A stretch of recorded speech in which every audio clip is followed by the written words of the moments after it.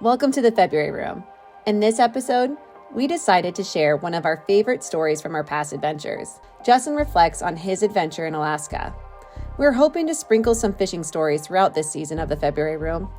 We'd like to call these episodes the Tributary Short Stories. We hope you enjoy them as much as we do, and please remember to always like, share, and subscribe. Your support means a lot to us. Thank you for tuning in. Don Williams is our spirit animal.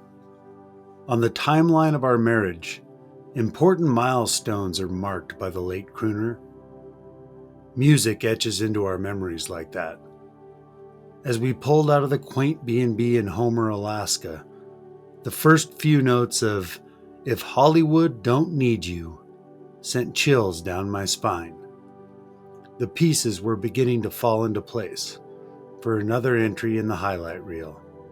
The day prior, once we'd fulfilled our tourist obligations along the length of the Homer Spit, we set off to investigate a local river via the swung fly. We'd arrived at the parking lot to discover only one other vehicle, a father and his very enthusiastic young daughter. The river ran the color of coffee, a Sanka in a 16-ounce seep, perhaps. The tannic tone, coupled with the vacancy, led me to believe that we were either premature or tardy. Throughout my intermittent attempts at intercepting anadromous fish on coastal streams, there has been one constant. If the locals aren't fishing, the fishing isn't very good. But to us, the outcome mattered not. Fish or no fish, to swing flies in a coastal Alaska river with even the slightest chance of encountering a pink, silver, sockeye, or dolly was more than enough incentive to risk a good blanking. I lost my fear of blanking many blankings ago. I suppose starting out your fly fishing career in steelhead country prepares you for getting skunked. Lauren would wade into an anadromous river for the first time, and likely get her first taste of sea-run Zippo. The father-daughter duo took the primo run, damn them, so we wandered up above the bridge via a well-worn trail.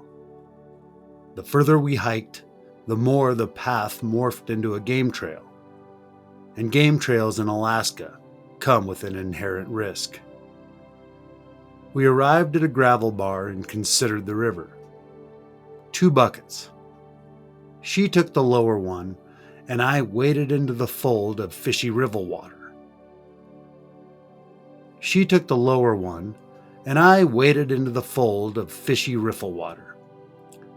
Throwing my 10-foot switch rod, I sent Marabou on a prospecting mission out into the current. Lauren swung below me, and we used the water up quickly. Lending an eye downstream, we discovered the prime water now vacant. Father-daughter day didn't last too long. Lauren elected to fish the tail out, and I swung a fly into the riffle drop. Always an exciting first cast in a bucket. My sink tip found the lower third quickly, and I anticipated my arm getting yanked off on each hangdown. Lauren was fishing her all fly as a single-handed 8-weight with a floating line. We learned our first tidbit when I reached the tail out and felt life on the end of my line, but for a moment. It was our first grab. Sink tip 1, floating line 0. On our subsequent prospect through the short pool, the skies parted. If I stared at the water much longer, I could convince myself that the river was already clearing. Perhaps I might even make out a salmon silhouette. We were hungry and armed with new knowledge and returned to the parking lot. Then, for the first time, I noticed a fly shop across the way. The 2 fellas out front clearly had just returned from fishing themselves and shouted, "Did you find any fish?" Lauren and I wandered over for a chat. Minutes into the BS session, we discovered that we harbored a close mutual friend, and that we should return tomorrow morning at 7 a.m. and fished down near the river mouth. The shopkeep sold us 3 patterns fresh off the vise, and we went to gather intel on the recommended water. We devoted a couple more hours to swinging flies through small buckets and troughs, wondering if we should be taking a different tact. The river was small and intimate. Following our noses towards the whiff of tidewater, we came to the first run of working length. Here, the river widened, and the 2 of us could split up and spend an hour or so, and then recirculate it and fish it again, perhaps with a slightly different approach. When fishing a tide for sea-run fish, every cast lands in virgin water. Though we never got another tug, we had our morning mapped out. On the drive home, we formulated a plan which included notifying the proprietors of our B&B that we would be skipping their prideful breakfast in favor of fishing. Our vacation had been marked thus far by early morning rises, and tomorrow would be no exception. The moose were out on their morning patrols in Homer, no different than the neighborhood whitetail that make the rounds back home in Montana. With the aforementioned Don Williams as a soundtrack, we navigated the ungulate obstacles in our rental car and set course for the river. The parking lot was none too empty this morning. We quickly rigged up, and Lauren's positive energy was contagious, relieving my inherent anxiousness. I wanted that run so badly, but would it be thoroughly occupied? Crossing the river, a line of anglers were concentrated downstream, and we peered upriver to discover a beautiful vacancy, as if the best fly water had been reserved for our morning. We would get a chance to fish that run all by ourselves. Lauren took the head, and I started in the middle. Though the river was still stained, it had indeed cleared up enough to encourage optimism. It was chocolatey, and my wife loves chocolate. I selected a popsicle from my box, one of 3 patterns that had been in my den for ages, housed within a large plastic divider bin titled Salmon and Steelhead. I rarely fish flies that I didn't tie, particularly for anadromous fish, but I'd struggled to find the time to tie for this adventure, as it arrived in the midst of guide season when I'm just trying to maintain my selection of chubbies. I'd hastily added the popsicles to my fly selection. It seemed fitting to return them to Alaska, the birthplace of George Cook's marabou invention. They were unweighted, and paired with my 5-foot sink tip, I felt like I had the ideal combo for the dirty water. The run was the perfect pace for the swung fly, and on my 5th swing or so, I allowed the fly to hang bankside in a gamey zone. Sure as shit, my rod pulsed, and the line began to rip from the reel with the heavy throbs of a sea-run fish that has just bitten off more than it can chew. If there's anything that raises the stoke bar higher than hooking an anadromous fish on a foreign river, I couldn't tell you, and Lauren reeled up and rushed down to assist. The fish put up a spirited fight against the 10-foot 7-weight switch rod, but I beached it rather quickly, and assuming the chrome sides belonged to a silver, prepared to grab a rock and reduce the beautiful creature to dinner. Just before I delivered death, I took twice, and realized that I was clinching the tail of a wild steelhead. The plight of steelhead weighs heavily, and panicking, I removed the fly from the fish's lip, returned her to the river, and took a deep, grateful breath. My first Alaska steelhead came completely unexpected, as they want to do, on a DIY ramble with my wife, who had just witnessed another miracle.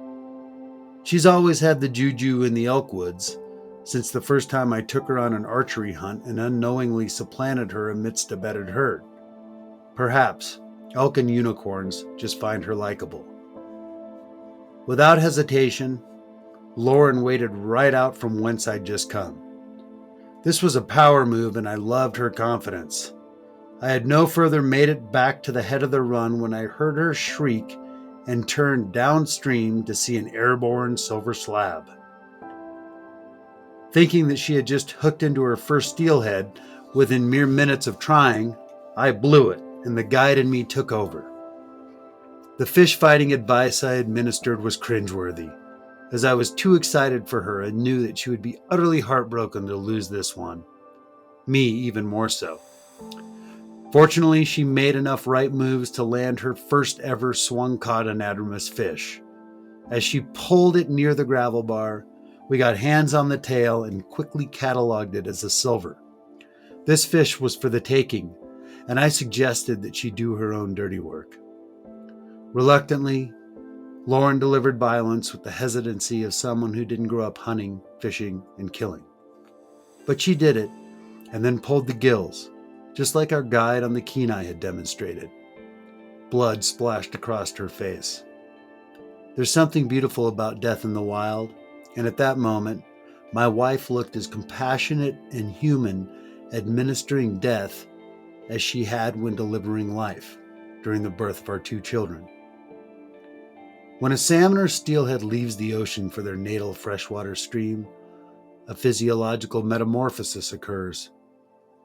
If you don't believe in the paranormal, look no further than an oceanic predator morphing into a riverine denizen in a matter of minutes. For the next 2 hours, we cradled pink salmon that were undergoing this shift, essentially becoming a different species before our eyes. In a mid-river lie, what I presume was a big silver, or perhaps another steelhead, grabbed my fly and momentarily beat the surface to a froth before leaving me hapless. The far bank held mystery, and I stretched out my snap tees to reach it, throwing quick mends to slow the fly momentarily while it hovered up in the juice. The line went tight and I lifted the rod, my anticipation turning to humbug as I realized the snag. I elected to wade across and save the fly, encountering waist-deep water. My short sink tip and popsicle combo was certainly combing the lower third. We had company now, as rod-armed locals began to take interest in our run, creeping in from all sides. I had just enough time to rob one more from the far bank, and as my swing entered the hang-down, the line tightened up. This fish behaved much differently, heading upstream undeterred. I could do nothing to slow the fish. It simply ran offline in an upriver trajectory until it eventually shook free. I had to assume that I'd tied into a late king, but would never know for certain. The doubt, testament to the mystery inherent in casting a line into a coastal tributary in Alaska. No other words could express our gratefulness and good fortune, but the lyrics to "Lord, I hope this day is good," which sprung to mind as we abandoned the river. We had started the day with Don, and he would guide us home.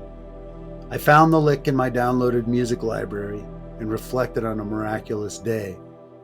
Our journey coincided with that of several species of salmon and a steelhead, and our paths crossed at just the perfect moment. I harbored no feelings of empty and misunderstood, but full and comprehensible. We had just lived entirely in the moment, and that mindlessness is why we wade into the river to cast. Thank you for joining us for our first Tributary short story. We hope that you found it relaxing and maybe fuels you for your future adventures. And please don't forget, if you've enjoyed the February Room, please subscribe, share, and like. Your support goes a long way. Thank you again. And please remember to go fishing.